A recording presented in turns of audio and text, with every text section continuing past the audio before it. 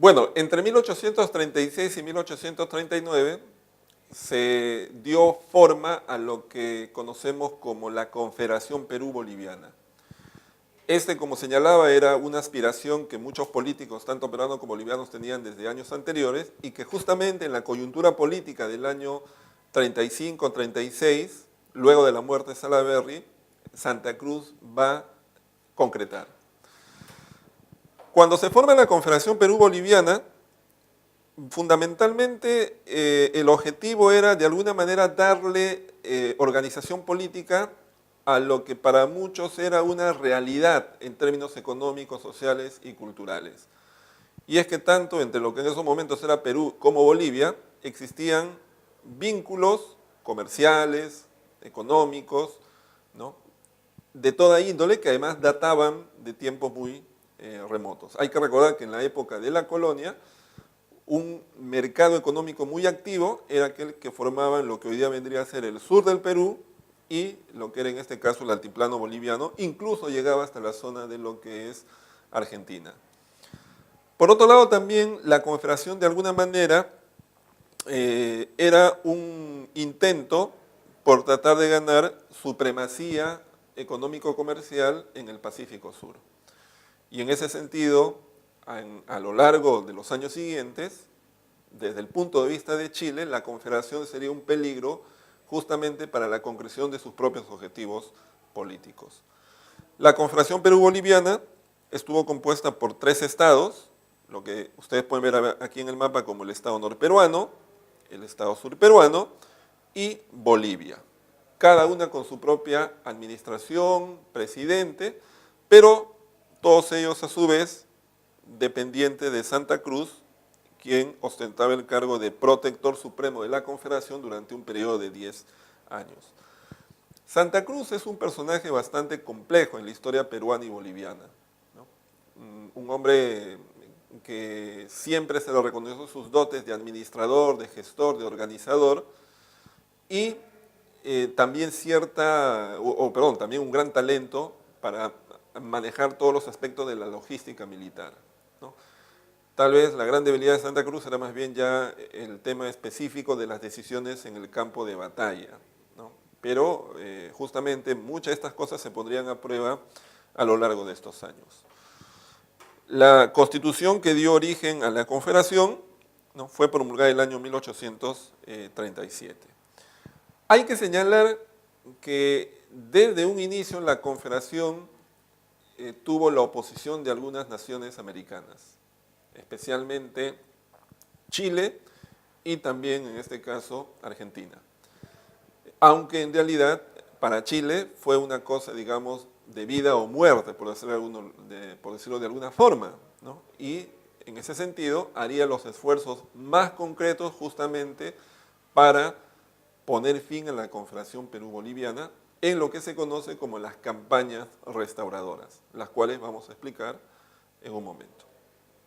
Bueno, entonces Chile iba a iniciar acciones bastante concretas para poner fin a la Confederación Perú-Boliviana, fundamentalmente porque para Chile esto significaba no solamente romper el equilibrio geopolítico en América del Sur, sino fundamentalmente la creación de la Confederación y sobre todo las normas que permitieron la creación de puertos libres en la costa de la Confederación, como los puertos, por ejemplo, de Arica, Paita, etcétera, de alguna manera significaban una competencia muy importante, contraria a los intereses del puerto de Valparaíso, que hasta esos momentos era el puerto más importante, a través del cual ingresaba el comercio que venía desde Europa por la ruta de Cabo de Hornos.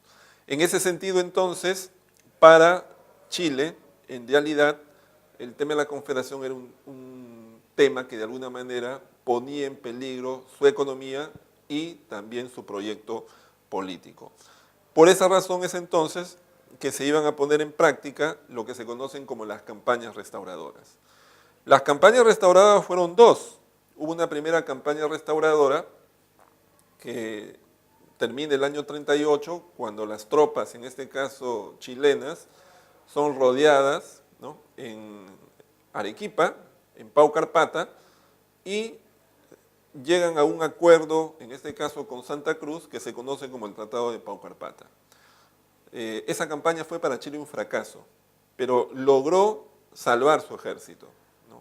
Su ejército, en este caso, se le permite nuevamente embarcarse y retornar a Chile, con el compromiso del Estado chileno de efectivamente no intervenir en el futuro en los asuntos de la Confederación.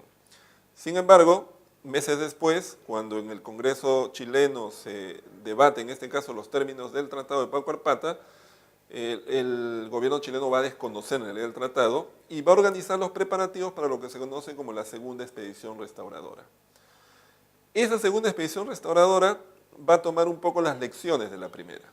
Especialmente va a llevar la guerra ya no en este caso al sur del Perú, sino más bien a la costa central del Perú, ¿no? Van a desembarcar en Ancón y luego van a iniciar una serie de acciones hasta que finalmente en enero del año 1839 el ejército expedicionario chileno, que contaba con el apoyo de algunos importantes líderes políticos peruanos que habían estado refugiados en Valparaíso, como por ejemplo el general Gamarra, el general Vivanco o Felipe Pardo y Aliaga, un importante intelectual de la época, finalmente van a lograr vencer en la batalla de Yungay al ejército de la Confederación.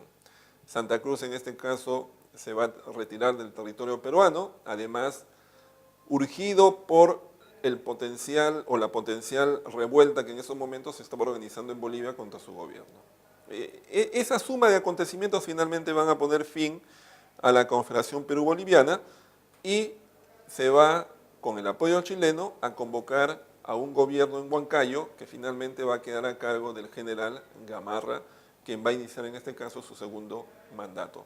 Pero la experiencia de la Confederación Perú-Boliviana, repito, fue un intento de volver a unir estos dos países que finalmente fracasa tanto por las tensiones internas dentro de la Confederación. Hay que recordar que el Estado norperuano se oponía a la Confederación, fundamentalmente porque sus vínculos comerciales con Chile eran bastante fuertes. Y en segundo lugar también hay oposiciones externas, como la argentina, como en este caso la chilena, que son en la práctica las que ponen fin a este proyecto político de Santa Cruz. Ese es el tema entonces de la Confederación Perú-Boliviana. Continuemos ahora con la explicación de los gobiernos que vienen a continuación.